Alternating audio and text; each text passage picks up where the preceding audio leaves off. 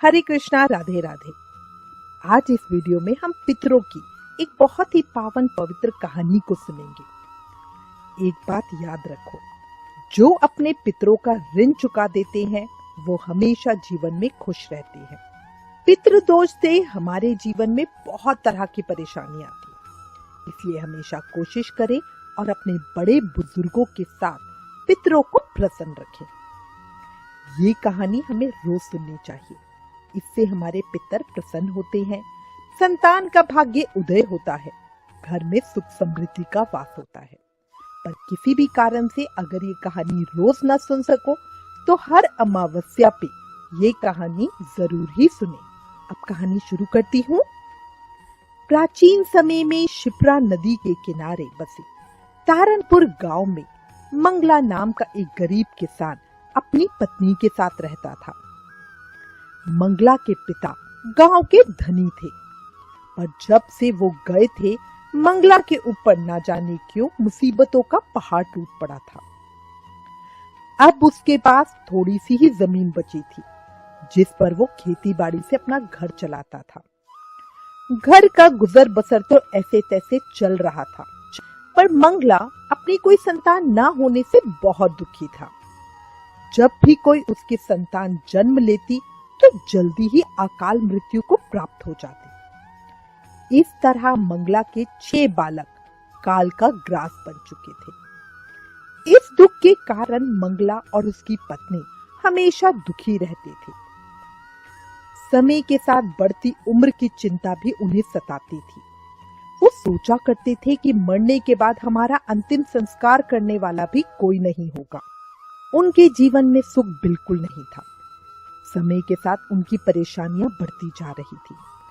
धीरे धीरे उनके पशु दूध कम देने लगे थे। कुछ पशु घर से भाग जाते थे।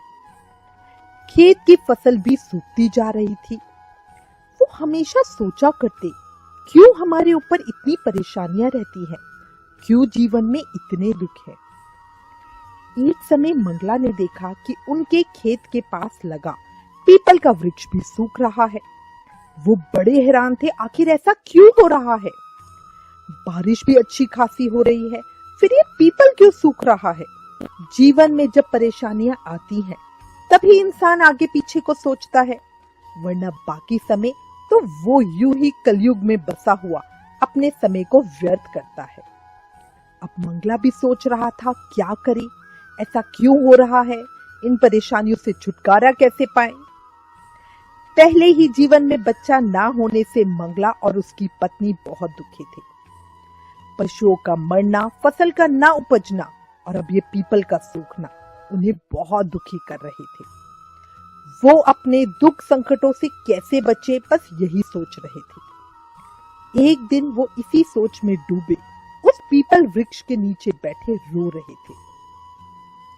तभी उनके द्वार पर किसी महात्मा ने भिक्षा के लिए आवाज लगाई।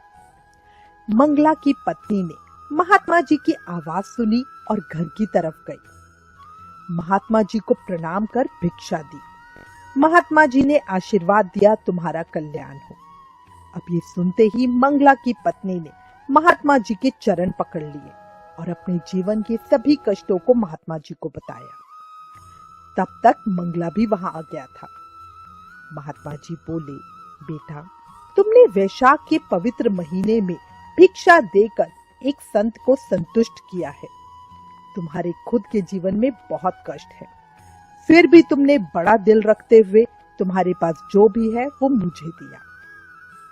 वैशाख महीने में की हुई तुम्हारी ये संत सेवा व्यर्थ नहीं जाएगी। अब तुम किसी प्रकार की चिंता मत करो। तुम्हारे खेत में लगा ये पीपल का वृक्ष ही तुम्हारे सब दुखों का नाश करेगा। मैं जो बताता हूँ उसे ध्यान से सुनो। अब रोज नियम से तुम इस पीपल वृक्ष में जल में थोड़ा कच्चा दूध और तिल मिलाकर इस पीपल वृक्ष को सींचना। साथ ही रोज संध्या के समय वृक्ष के नीचे तेल का दीप जलाना। पर ये दोनों काम रविवार को मत करना। बाकी 6 दिन नियम से सुबह शाम पीपल की पूजा करना। साथ ही रोज सूर्य नारायण भगवान को जल अर्पित करना। अमावस्या पर ब्राह्मण को भोजन करवाना और अपने पितरों का तर्पण करना।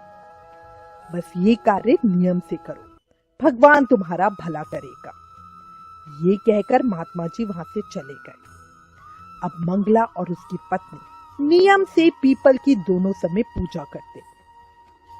सुबह दूध जल से सींचते, शाम को तेल का दीप प्रज्वलित करते, सूर्य को जल अर्पित करते, हर अमावस्या को पितरों का तर्पण करते, ब्राह्मणों को भोजन कराते। धीरे धीरे उनके जीवन के संकट कम होने लगे, फसल लहलाने लगी, पशुओं ने खूब दूध देना शुरू कर दिया।